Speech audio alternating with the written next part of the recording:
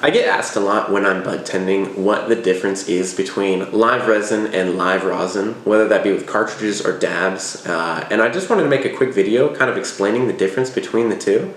There's a lot of videos out there on this matter, but honestly when I looked into them, a lot of them are long, dragged out, and they don't cut right to the point or give, I'm just trying to make something that's good for bud tenders to be able to articulate the value of rosin and just kind of the key differences between the two and why customers might find that live rosin is a little bit higher priced than live resin, typically speaking. The main difference is going to come down to the extraction process and the use of solvents. Live resin is going to use a solvent-based extraction process compared to rosin using a solventless extraction process. So to understand that, you kind of have to get into what a solvent is.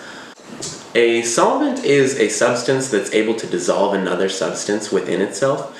In cannabis, the most common solvent you'll probably hear referred to would be butane, but other solvents would include things like ethanol, CO2, alcohol, things like that. Live resin uses a solvent-based extraction process, and most typically is going to be butane hash oil, the end product of a butane-based extraction method. BHO can take many forms and go by many different names like shatter, honeycomb, live resin, things like that. Live resin is definitely going to be a very common one you see on the market. We can get into those different types of extracts in another video. This video is really just to differentiate the difference between live resin and live rosin.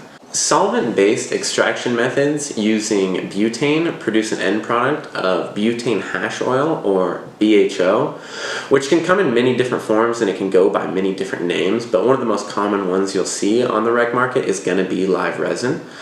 Rosin, on the other hand, refers to a solventless product that is only created using natural elements like water, heat, ice, and pressure. So people do consider rosin to be a little bit more pure for those reasons, just using only natural elements. And it's definitely worth articulating to the customer that it is made using only natural elements. People do really like that. They feel comfortable with that, as opposed to butane, ethanol, and alcohol can scare people that are new to dabbing and new to the extraction world. Typically, you'll find that rosin is going to be a little bit higher priced than live resin, and there's a couple main reasons behind that. The two main factors are going to come down to yield and labor.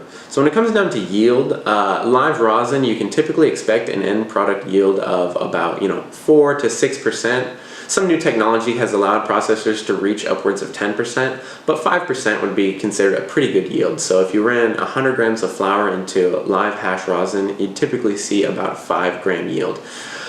With live resin, you'll typically see about a 20% yield, maybe even 25% yield. So if you ran 100 grams of flour to live resin, you could typically get back 20 to 25 grams. Which it kind of explains why live rosin is able to justify the higher price point. It's just they get less out of their material. And when it comes down to labor, live rosin is going to be a lot more labor intensive as compared to live resin. There's a lot more human interaction that's required in the extraction process. Opposed to live resin, you have to do a lot more stirring, you have to move things by hand versus moving through chambers and columns of a machine.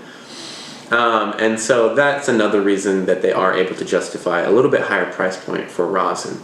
Those are the two main factors I always like to explain to customers and just explain why they'll typically see that live rosin is going to be a higher price. I guess in conclusion of this short video, the main takeaways I wanted you to be able to explain to the customer is just that rosin is a solventless product, whereas live resin is going to be using a solvent-based extraction method. Live rosin gets a lower yield, so they can justify a higher price point, and it's a lot more manual labor intensive.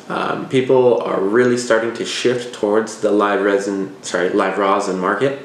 It's becoming a lot more known, a lot more common, and it's great. It's a really good smoke. It can come in a bunch of different kinds of forms. There's different types of rosins, and I will get into that in other videos. This video was just really to explain the key difference between live resin and live rosin, because it is a common question that comes up a lot for bud tenders.